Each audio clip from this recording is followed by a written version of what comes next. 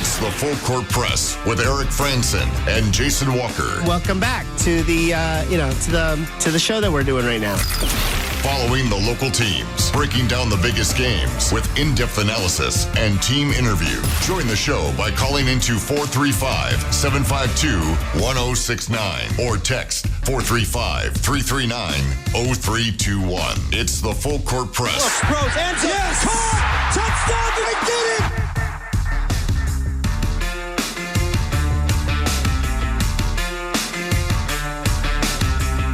Good afternoon, everybody. Welcome on into another edition of the Full Court Press. Eric Frandsen and Jason Walker together here on the Full Court Press. Love to hear from you as well. Have you join us. 435-339-0321. How's your Thursday been? It was a late Wednesday night watching the Utah State Aggies and reacting to loss. I mean, we haven't seen very many of these this year. Only the second time Utah State has lost a game, and kind of lost it in a similar fashion, a close game. Aggies started to play really well in the second half. They go on a, 11-1 run. They take a nice lead, but they can't hold it, and they get outscored 7-0 to close out the game. And UNLV beats the Aggies in Las Vegas. And so Utah State no longer in sole possession of first place in the Mountain West. They are tied with New Mexico. And today we're trying to pick up the pieces here, trying to figure out what went wrong, where do the Aggies go from here, and why didn't we see some of the players that we have seen? Coach talked a little bit about that in his post-game press conference. I know it was late, so if you missed part of it last night, we will replay what he had to say after the game last evening. We'll share that with you here on the Full Court Press. But reacting to the game, reacting to Utah State's loss in Las Vegas, 435-339-0321. For those of you who want to chime in, I mean, there's a lot of other topics that we'll get to, and we'll let you know what they are as we get closer. But this is the big story of the day. Utah State falling 65-62 against UNLV. 435-339-0321 if you want to chime in. And Jason, I know there's a lot we need to get through and cover, but your initial reactions when that buzzer went final last night and Utah State lost a game that they were favored to win. It just felt like the Aggies finally succumbed to some of the issues that they've had cropping up over the last few games. Lack of rebounding. At times, inconsistent shot creation. I guess that wasn't really the issue the last couple of games, but just not having a balanced enough offense. Mason Falslev, his free throw troubles continuing to follow him around. Of course, much like the illness that's spreading around the locker room, his free throw shooting spread to other players. Ian Martinez missing one. Tucker Anderson, who's an 80% free throw shooter, missing 3 of his own. I mean, if those two hit 4 combined free throws out of the 6 that they missed, the Aggies win this one. Or certainly come a lot closer to it. If they had the game within 1, they maybe could have attempted an easier shot than a 3-pointer with 6 seconds left. So a lot of things just not going right for them. They haven't been playing as physical the last few games. They've allowed other teams to get into the paint. Basically like a player on each of the last 3 teams they faced, like San Jose State. They had their center who was, kind of having his way, getting a lot of rebounds, causing issues inside, drawing fouls. UNLV had their guy that was doing that. Cherry, he was the one that was doing, I can't pronounce the name of the guy on San Jose State. Boise State was causing some issues inside, especially with rebounding, where they were grabbing more rebounds.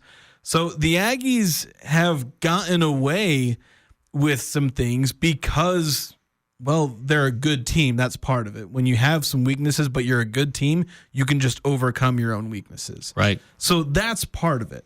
But when those strengths weren't as present, you have a game where you score only 62 points.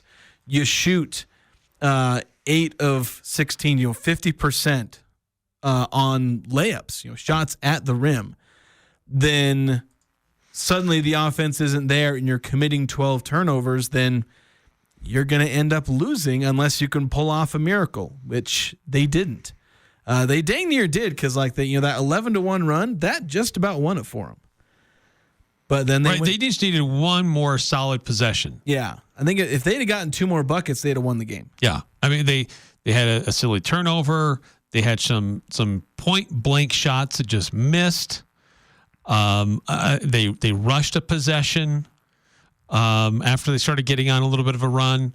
I mean, there were just a few little things that normally Utah State does pretty well in tight situations, but last night it was a culmination of a lot of things that just they weren't able to get going. Yeah, I think Jerrod Calhoun said it best. We're actually going to hear from him. We're going to replay some of the post game, but I think he said it best where he said, we played bad and we still should have won. And that's kind of the emphasis here, because there's some, I think, out there that are treating this like the sky is falling, similar to what happened after the UC San Diego game. You tear into this team for all the things you didn't do right. The offense wasn't there. The rebounding wasn't there. I could cite the fact that Utah State just got out-rebounded, gave up 14 offensive rebounds to a team that ranked 337th in rebounds per game. You can rip into this team for a bunch of things that they did bad last night. And they deserve pretty much every one of them for how they played last night. But they are 16-2. They're tied for this loss, a quad 2 loss. You've got 2 quad 2 losses. You still control your destiny to win the Mountain West Championship. So that's the thing that I think needs to be clarified here is, yes, they played bad. Yes, they've had some bad areas, like rebounding, like playing good physical defense. Of course, they got a lot better with that actually against UNLV.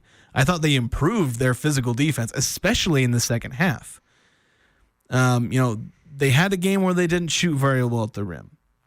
They have a lot of these issues that have suddenly cropped up.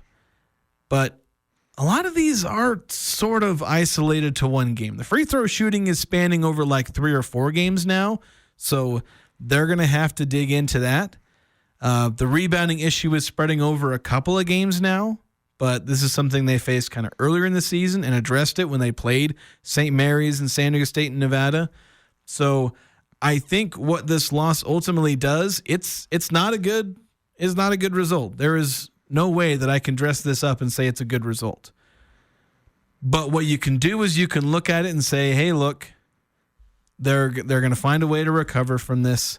They're going to have to do some literal recovery with some sickness, but they're going to get the team back a little healthier. They got a full week to kind of rest, and some guys will need to take it a bit slow recovering from illness.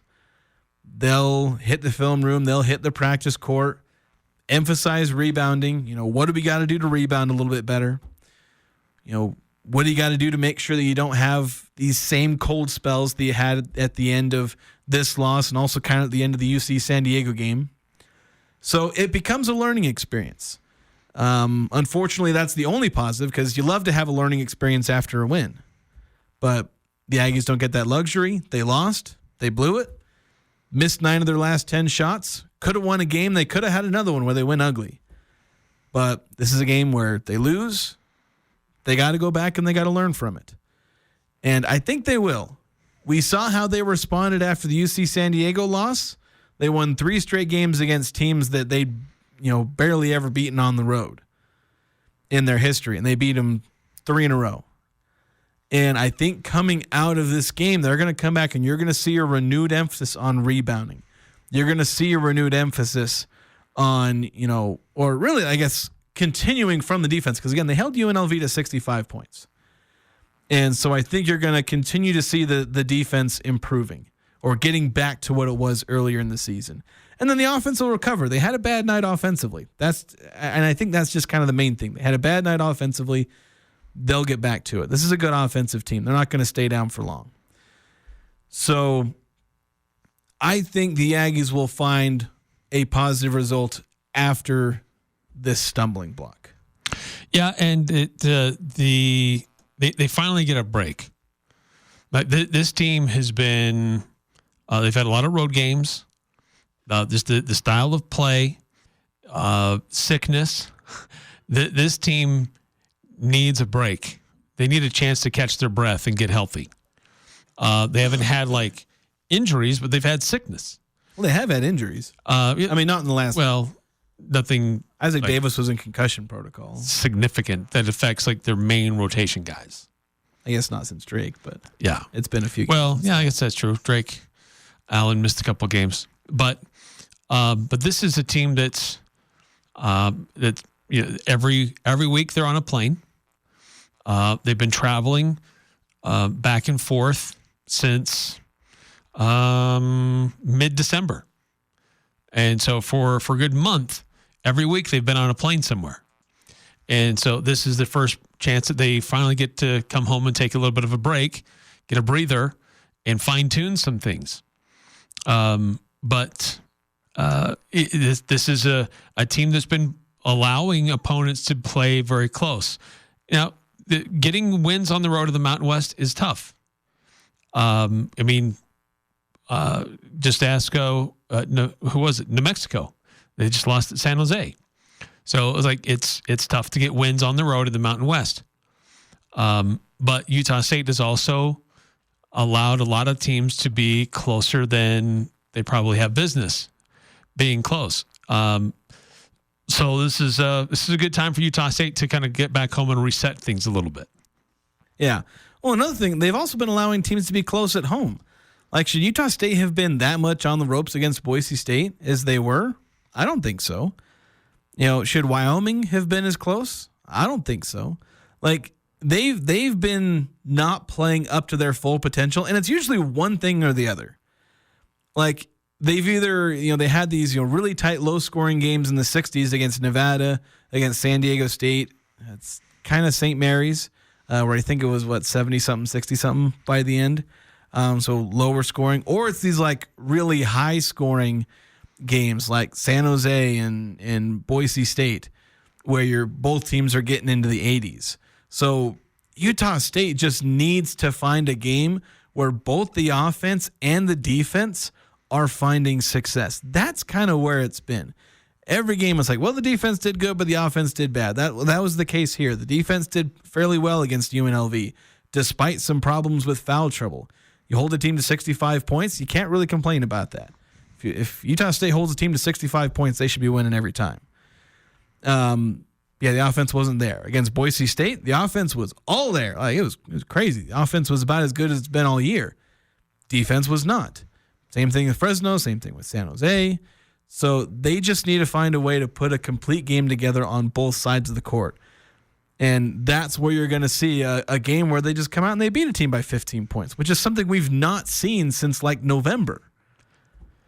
Let's see. Yeah, I'm looking back and trying to find the last time Utah State had a nice, healthy win. It was South Florida. That was probably early December. December 14th. Utah Tech, they beat them by 30. Then they followed that up with the South Florida game, winning that one by 21. Yeah. But since then, it's been tight game after tight game after tight game. Yeah, and they need to find a couple of games where they go out there and just play not only just for the sake of saying you can beat a team by 15, because that doesn't really matter. It kind of matters for the net, because the net loves 10, 15 point plus wins, because that's how you get higher. That's why the Aggies were so high in the net, is because they were blowing teams out, so their efficiency metrics were really, really good. And they've been dropping with all these close games because their efficiency metrics, either on offense or on defense, depending on the result, they weren't as good. Even though they were beating some teams, they beat Boise State and they dropped in the net. It's because their efficiency wasn't as good. Yeah. And all that goes into the net. So, getting those 10, 15-point wins can matter there, but in the end, it's about getting wins. And you're way more likely to get those wins on a consistent basis, because the Aggies have been kind of lucky where they managed to close out the games against Boise and Fresno and San Jose and so on and so forth. Beating San Diego State on that last, kind of last second shot by Tucker Anderson. You've been getting lucky. The luck kind of ran out here where you missed all your shots at the end. You couldn't get a game-tying shot.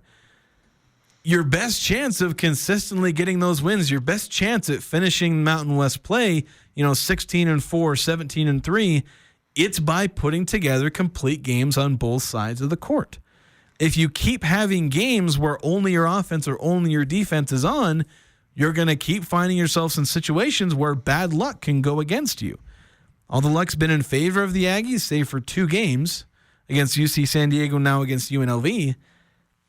I know sometimes it's better to be lucky than good, but being good is pretty nice. Yes. And I think, and mind you, they are good. Like, that's the thing.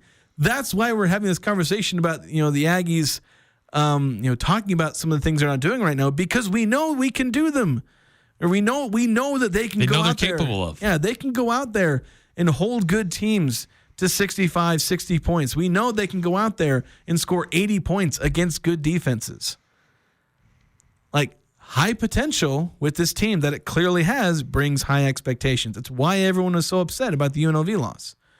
That really shouldn't have happened, because they have the potential to play better, and they didn't. Yeah, 5.5 minutes to go in the half. Drake Allen throws down that dunk, and it was like super exciting. Utah State's been on a little bit of a run. They're up 60-53. 5.5 minutes to go. Utah State only scores 2 points after that. They get outscored 12-2 over the last 5.5 minutes. Yeah, and part of that's missing free throws, missed opportunities, rushed shots, turnovers right there. Under the basket, bad passes. It was just a combination of things for Utah State. They just froze up and fell apart, which is very uncharacteristic what we normally see in clutch situations for the Aggies. Yeah, I was about to use that term, uncharacteristic. That's what it was. They did things that they don't normally do. And that's why you can't be too upset about this loss. They did things they don't normally do. They don't normally miss 9 shots in 10 attempts. They don't normally have 12 turnovers in a game like this. So don't freak out over this game. Be upset that it happened, because, if you do this, it ends up in a loss. It hurts the team. It hurts NCAA tournament potential. It hurts Mountain West title contention. There's all those reasons to be upset. And there's all the reasons Coach Calhoun is going to have to be upset about this team not rebounding the way they should. But a lot of these things are uncharacteristic of what they've done. It's why I wrote a whole article about their 3-point defense. It was uncharacteristic. Their free throws, they were a decent free throw shooting team. They were in the top 100, 94th or something like that through the first 14, 15 games, whatever it was, before these now last 3 games. And these last 3 games, they've been awful. They're shooting under 50% on their free throws the last 3 games, or maybe they're barely at 50%. They might be slightly. I'd have to go back and do the math. They were under 50% for the last 2 games. They were 53% this last game, so I don't know how that would math up. But, their free throw shooting is bad, and they got away with it for 2 games. They didn't get away with it here. So a lot of uncharacteristic things have been happening the last 3 games. So take a week, go back, get to the drawing board, get out there on the practice court. Drink your Gatorade. Yeah, drink your Gatorade, get the IV, get plenty of rest. All that, Carson, get plenty of rest. Isaac, he should be on the tail end of being sick. Isaac Davis, I don't know where he's at as far as being sick, but just get it through your system. Somebody else is probably going to catch it. Who knows? I don't know. It's all the bigs, so apparently they're all roommates or something. But, get it through your system, work through it, and I think the Aggies can be fine so long as they provide a good response. They're going to have a perfect opportunity next Wednesday. They're at home against Nevada. It's going to be a tough test, but also one where, Nevada's struggling. I know they're going to be really motivated to get a win, because that could put them on, a 3-game win streak? Yeah.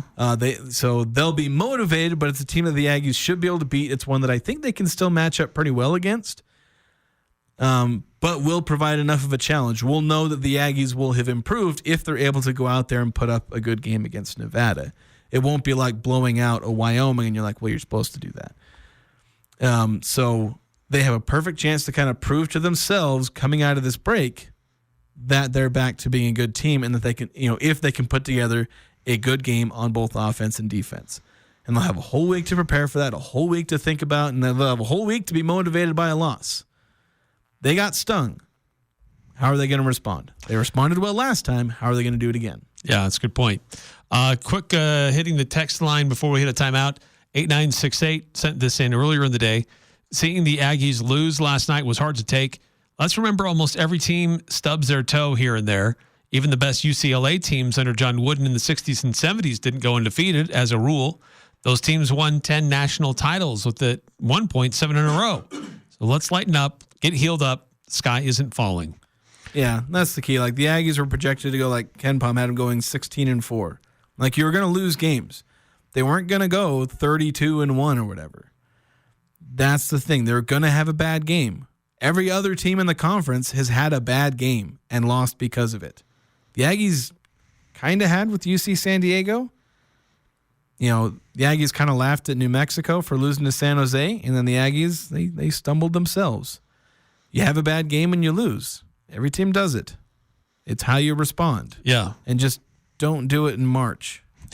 That's right. If you're going to lose, get those losses out of the way earlier rather than later. 435-339-0321. More of your comments next. We'll also hear from Coach Calhoun, his comments after the loss last night. If you weren't able to stay awake and listen to it, you'll hear it next here on the Full Court Press. Over the past few years, strong and crazy weather patterns have battered various parts of the country. Northern Utah and southern Idaho are not immune from its share of wild weather. Be prepared for power outages with a Generac backup generator from Golden Spike Electric. They are your local source for Generac sales and service. Generac keeps you in control when bad weather strikes. Golden Spike Electric, powering your peace of mind. Online at gsegenerators.com or call 257-3016. They also service other models. This is Jordan with Primrose Home Care and Hospice, and I'm here with Barbara. Barbara, how did you become acquainted with Primrose? I had been trying to get another company to come and help me, and I had waited about 2 weeks, and I needed a bath.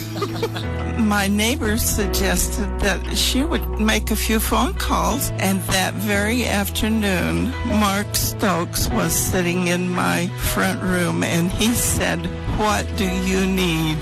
Primrose Home Care and Hospice. We're your home team. This is Ryan at My Mattress. A few years ago, I saw this sign hanging in a gas station. It said price, quality, service. Pick 2 out of the 3. Now, it's funny, and I did laugh, but at My Mattress, we don't even want to do business unless we can do all 3. Price, quality, and service. We have a 90-day sleep guarantee, 90-day price guarantee, and we will answer the phone if you have a warranty concern. At My Mattress, we deliver, we have financing, we strive to be price, quality, and service every day. Isn't it time to sleep exceptionally? Only at My Mattress. Whether you're a farmer working the fields, a homeowner tackling weekend projects, or a contractor building the next big thing, you need a Kubota machine that works as hard as you do. And Cash Equipment is home to all your Kubota equipment, service, and parts needs. From plowing fields and clearing land to digging trenches and moving material. Come see why Cash Equipment and Kubota are the choice of champions on the farm, at home, and on the job site. Cash Equipment in Hyde Park and online at cashequipment.com. The Aggies, Jazz, high schools, even the Pee Wee's T-ball team. It's the Full Court Press on Sports Talk Radio, The Fan.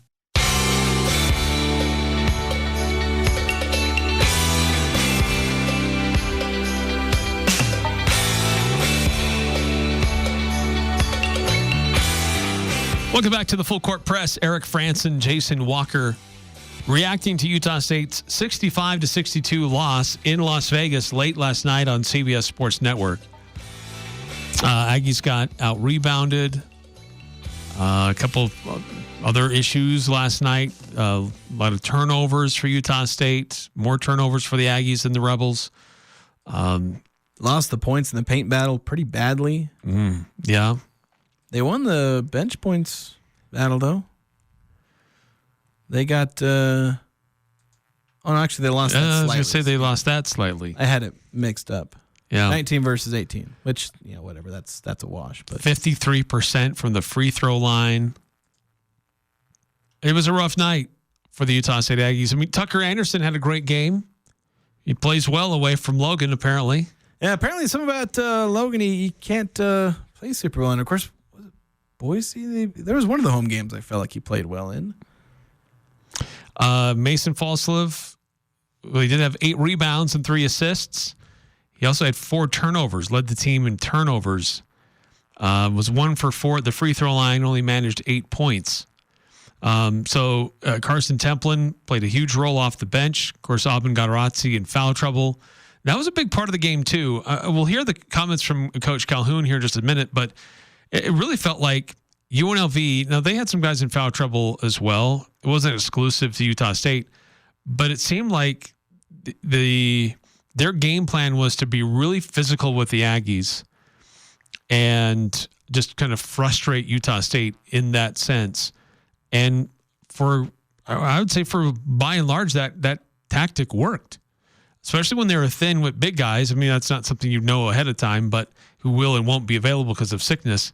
But Utah State was particularly thin in the low post, and Tucker Anderson has to slide in to play the center position, which he's not really that's not normally his skill set. And so I just felt like UNLV tried to be a lot more physical with USU, and they had a tough time responding to that. And I think, I don't remember if teams have been doing this, but it felt like Boise did this quite a bit. San Jose maybe a little bit. Teams are really working the ball into the middle of the floor, into the free throw line, and then just trying to bully their way to the rim from there. Yeah. And, maybe either have a bit of a pass, kind of like a short roll situation. It's not, I shouldn't say short roll, just a kind of a cross key pass. Like if the center comes up to guard them, then they dump it off to the guy maybe the center was getting, or that person, in the paint or at the free throw line is being guarded by someone like Mason Falslev or sometimes Ian Martinez. If they're being guarded by like Dexter O'Connell, it's not as much of a problem because he's a little bigger, he's a little taller, got some length to match up with these guys. But if they're going up against Mason, I know Mason puts up a really dang good fight there against some of these guys trying to post up in the paint there and dive to the rim. But, he's a 6'3" guard. There's only so much that he can do other than put up a fight. You have a guy like Jalen Hill go 7 of 9 from the field. And I think they were working the ball to him a lot. And they were getting the ball to some other guys, drawing a lot of fouls, drawing them on Aubin, on Carson Templin. And yeah, in the second half, and this is one of the things that I really liked about Utah State in the second half, is that wasn't nearly as much of a problem in the second half. They adjusted to it. They mostly stopped fouling, at least in those situations. They picked up some other cheap fouls in other areas because both teams were shooting in the bonus by like the 10-minute mark in the second half. But they did kind of adjust away from that. And that's where I think Aubin and Carson, they picked up like 4 or 5 fouls, I think, in the first half. And then they only picked up like 2 or 3 between them in the second half. So it was a lot better. They were able to play with fouls, play under control, contest well, like not just kind of do Matador, let him go by because he got fouls, which is kind of what was happening at the end of the first half. Mm-hmm. But they were able to play tougher defense without fouling. And so I thought they adjusted well. But again, it was kind of felt, Isaac Johnson, like normally he only plays like 12 or 10 or 12 minutes, and that's actually been kind of less of late. But he could have played. Isaac Davis could have come in and played a few minutes, provided some physicality. But just those guys weren't available, so I think it ended up hurting a little bit. But I don't think they lost because of that, because they adjusted that in the second half. They lost because after adjusting and playing better on defense, they just stopped scoring. 9315 has shared this quote. It's a section of the Calhoun's comments. We'll get to that. But talking about players being sick, he adds, I know that when I'm really sick and go to work, my brain will have me make some poor decision making, just like I've seen for some players in part of the game. I think it was interesting that so Aubin Gadarazzi got his 4th foul with like 12 minutes left. Carson comes in with 12 minutes to go, doesn't leave the game at that point. 1, he was sick. 2, I don't think he's played a 12-minute stint the entire year, much less to end the game.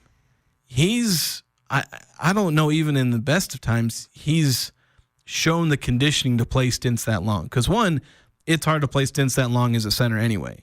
Most centers, you're big, you're tall. It's a ton of energy to play stints that long. You just don't see it a whole lot. It's why a lot of centers usually cap out at about 25 minutes a game, unless you're like Zach Edey or something. So Carson has to play 12 straight minutes. And he plays at a high level. If he's on the court, he's going to give you a lot of energy. Yeah, and he did. Like, he grabbed 6 rebounds in that span, but he also scored 0 points, had a couple of turnovers.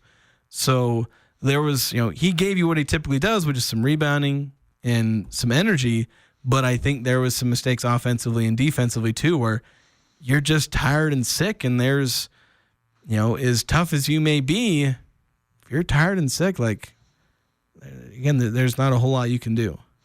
8968, dare I say it, it seems that Mason has hit the wall. He hasn't played up to his potential for a few games. Yeah, he's been hovering in the teens in his scoring, and then in his last 2, he's scored 18 combined. His scoring seems to have dipped a little bit. I think the free throw shooting has really hurt his potential because he's left about 10 points at the free throw line the last few games or close to it. And then, I think some of his struggles at just finding open shots inside the arc, I think is something that, and in this game, it was kind of emblematic of the Aggies just not getting into the paint nearly as much as they normally like to, where they were relying on 3-point, like just under half of their shot attempts were threes, which is not really typical of the Aggies. Usually they like to get into the paint. They got slashers like Ian, like Mason, like Dayton, but most of the points from Ian, Mason, and Dayton, in fact, Dayton went scoreless, most of the scoring from those guys was from 3. And so I think that they need to find a way to get back to scoring with those guys. And, Aubin only had the 2 points. So, attacking the opposing defense, putting pressure on them. Yeah, so finding a way to get Mason back up and going. He struggled a bit to begin the year, and then he really exploded. Now he's come back down a little bit. So maybe there's a bit of ebb and flow with Mason's game, but I think that, again, he can push back and be fine. Especially when you get him some rest. 6211, and then we'll hit the Coach Calhoun comments. For me, the killer was when we were up by 7 and had possession of the ball, but Drake decides to throw up a horrible 3-pointer. Mason gets a rebound, but then he just throws up a wild shot. We should have ran some time off the clock, got a decent shot. We could have gone up by 9 or 10 at that point. That was Utah State had gone on a little bit of a run, and they got it to 7. And then they got a little sloppy, we've got this game now.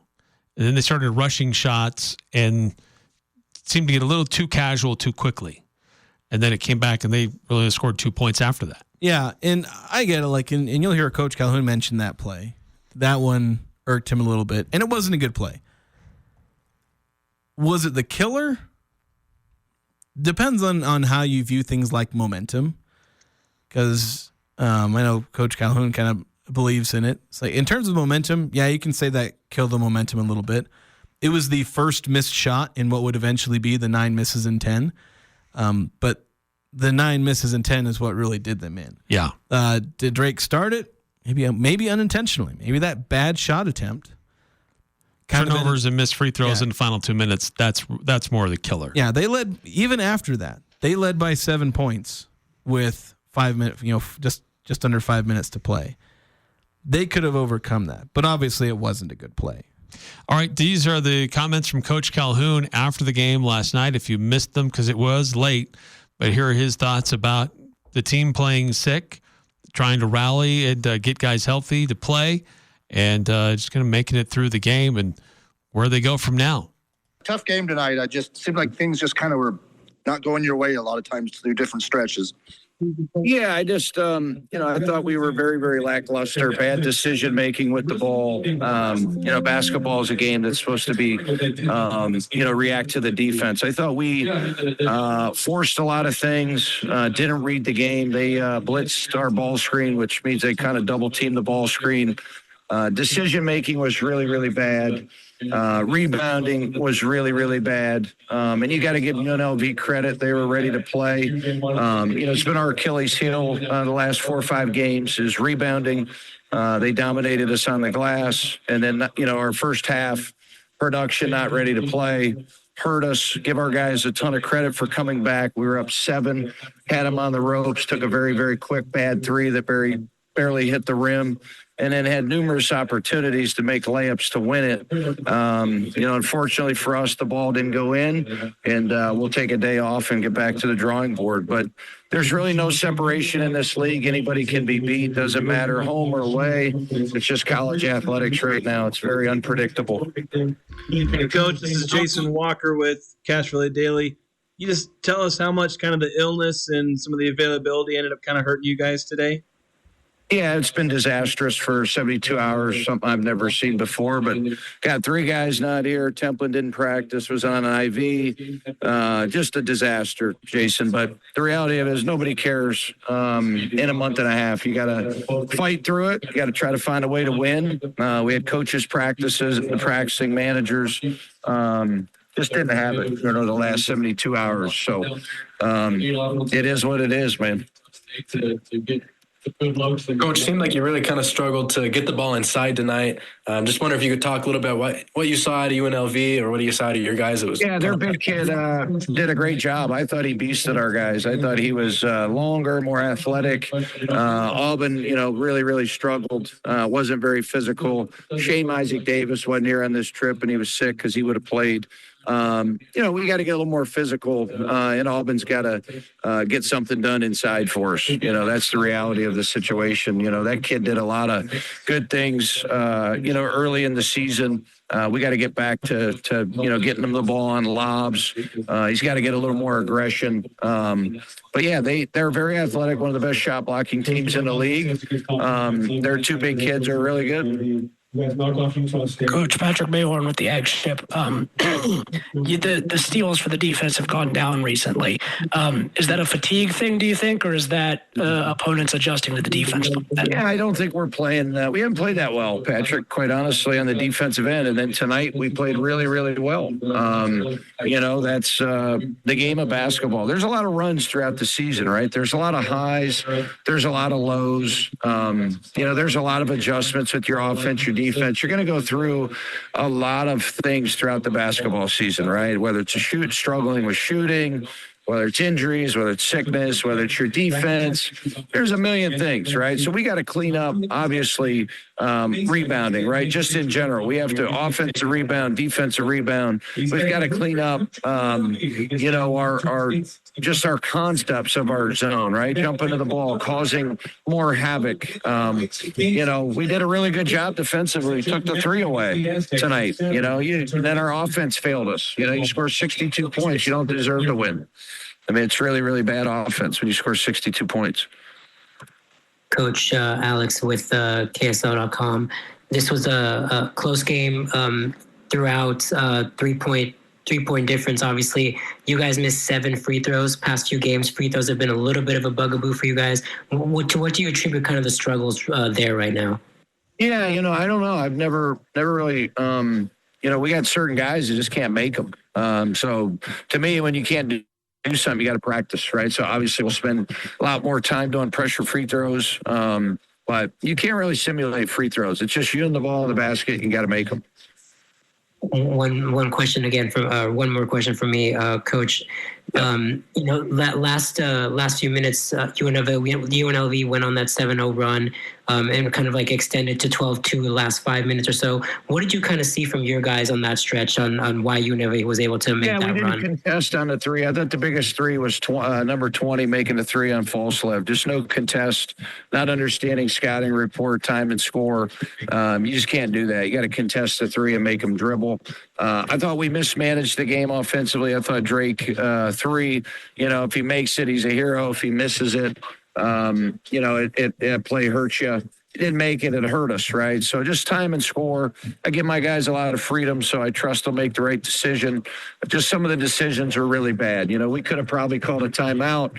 Carson Templin gets an offensive rebound. Probably should have kicked it out, try to score over length.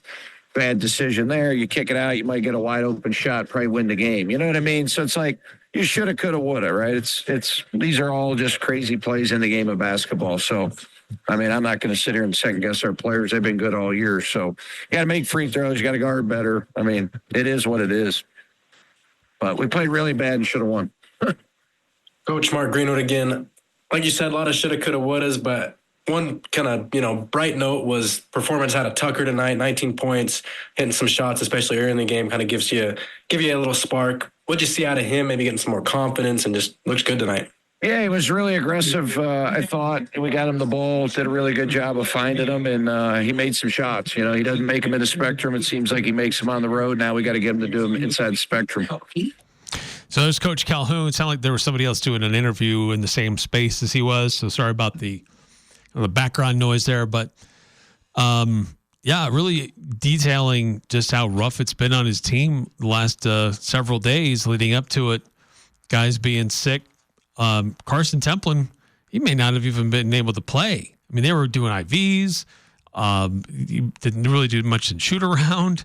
Can you imagine what this game would have been like if he wasn't available, nor Isaac Johnson, nor Isaac Davis? I was wondering if they were going to go to the ultra small lineup of Dexter Acano playing 5. Like, they were one more foul in the first half away from going. And I think that's why Tucker just slid into play, because he had 2 fouls. Yeah. But they were like, we need Carson and Aubin in the second half. Like, if Tucker picks up his third, then I guess that happens. But they needed to have those bigs available and to just use it. It's why, like Carson, I think he got his third, and then Aubin picked up his third, and he stayed in for a few more minutes, picked up his fourth, and then he was fine on that. Of course, I feel like they probably should have just left him in for a few more minutes. Like, just let him use their fouls. They got him. Might as well use them. Yeah, might as well. They're not going anywhere. Yeah, and these guys don't roll over. Yeah, and again, they split 20 minutes anyway. Like, Aubin could have played 3, 4, 5 more minutes. I think that may or may not have helped. I mean, Aubin wasn't playing spectacularly. He had a couple of turnovers there, but he could have given Carson a blow. Yeah, I think that's the biggest thing, is that Carson wouldn't have had to play 12 straight minutes, or maybe they could have thrown Aubin back in there like with 6 minutes to play. Give Carson like 2 minutes of rest.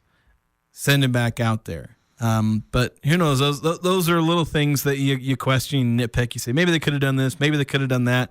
It was like with Calhoun. Maybe Carson Templin could have kicked out one of those offensive rebounds that he grabbed. Maybe Drake doesn't take that early shot clock 3-pointer. Maybe this, maybe that. Maybe Mason gets a better contest on the 3-point shooter that made it 62-61. Coulda, woulda, shouldas all across the board.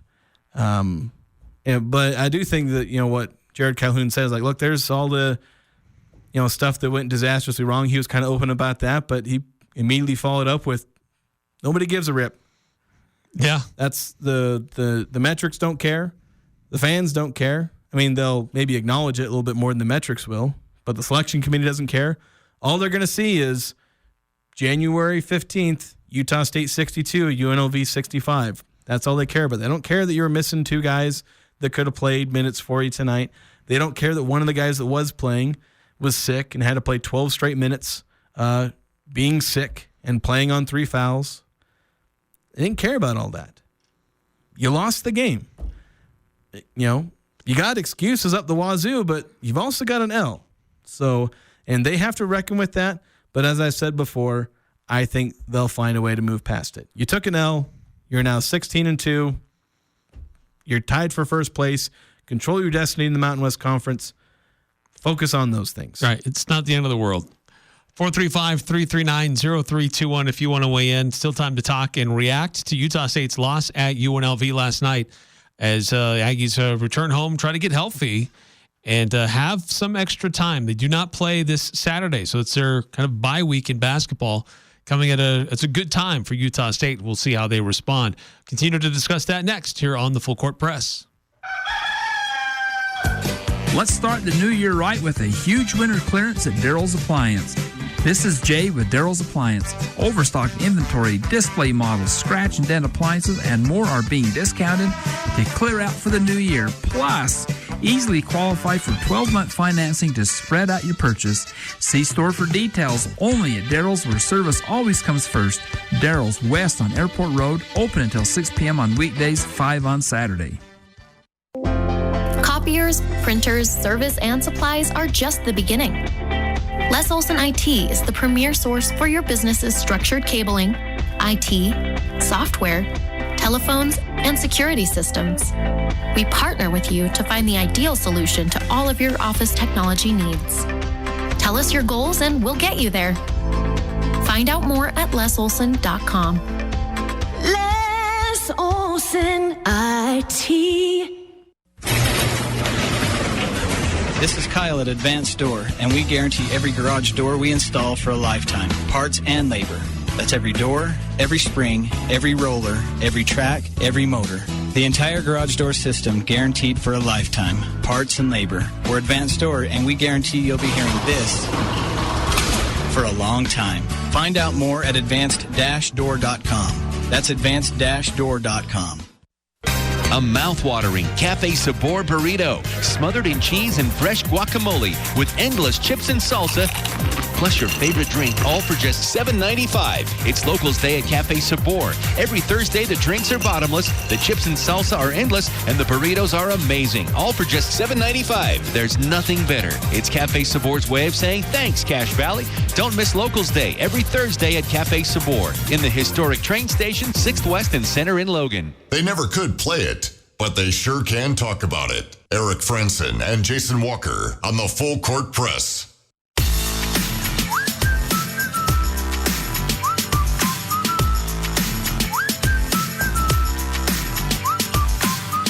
Welcome back to the Full Court Press. Eric Frandsen and Jason Walker.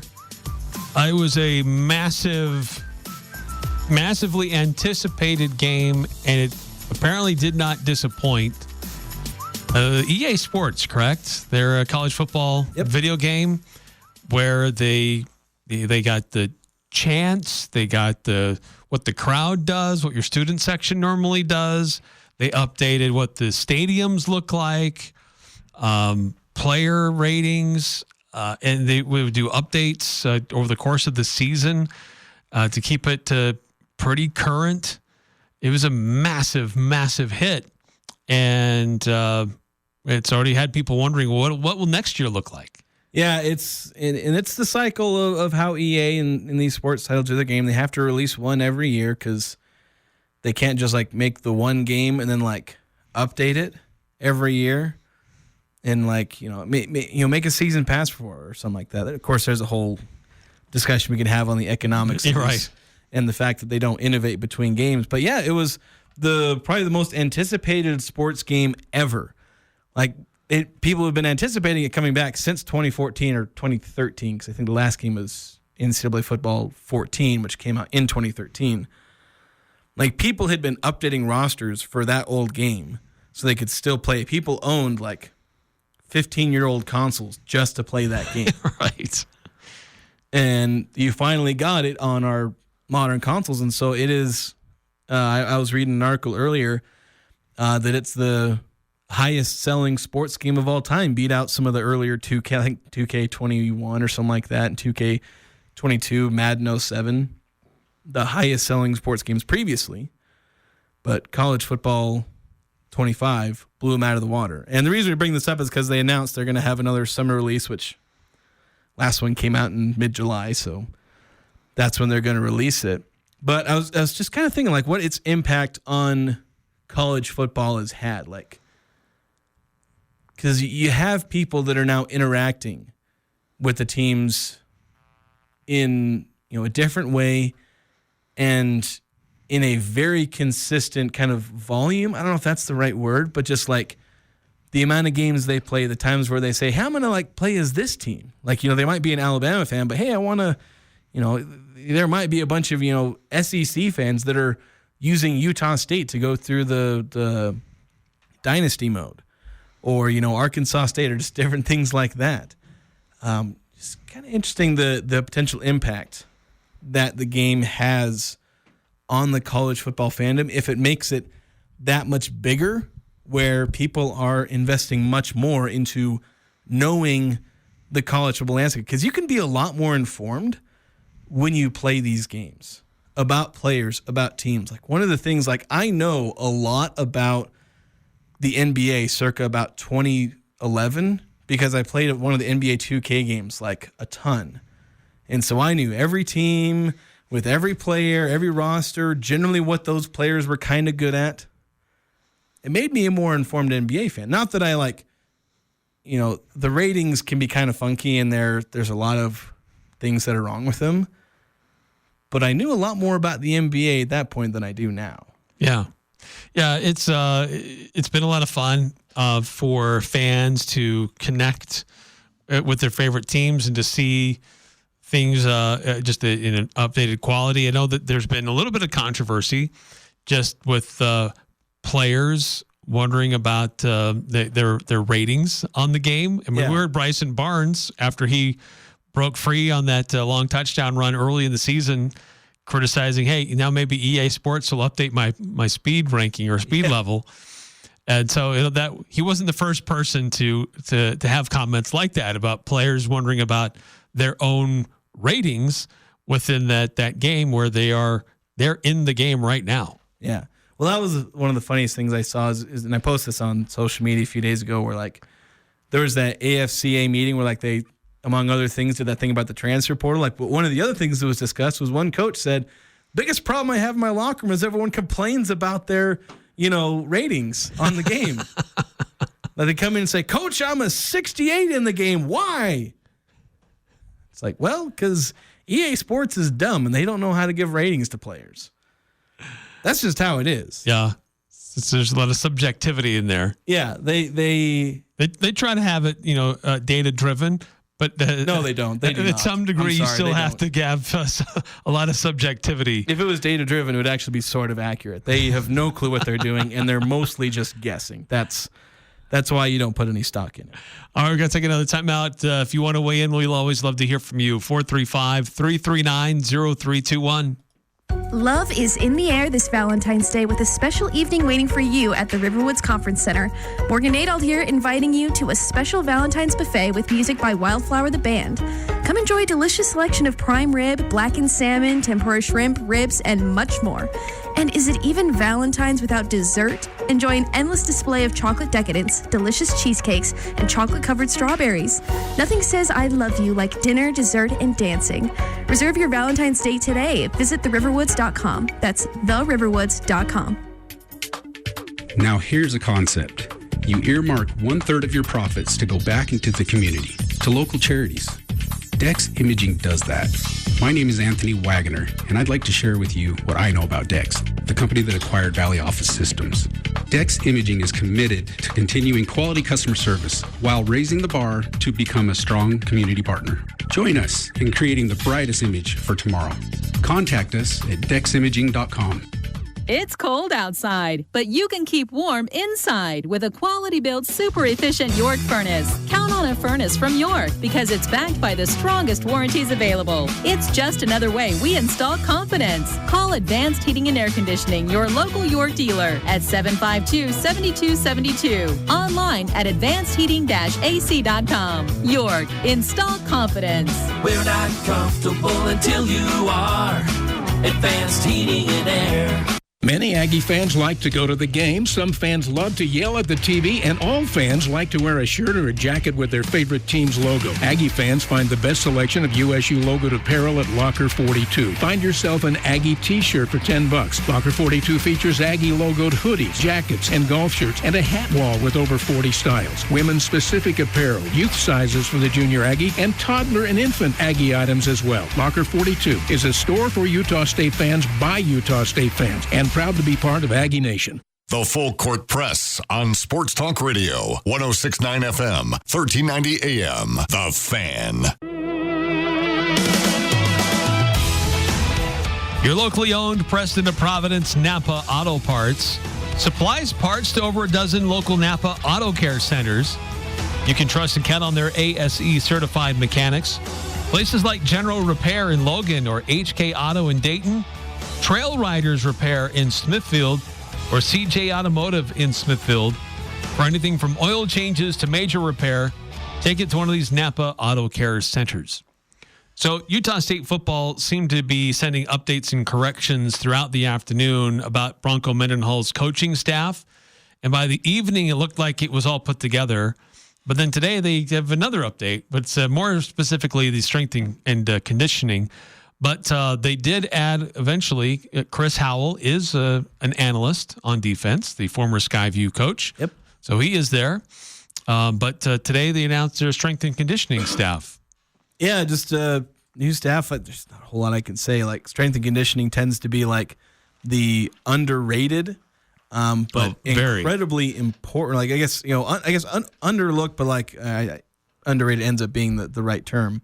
Overlooked but incredibly important, which I guess falls into the definition of underrated.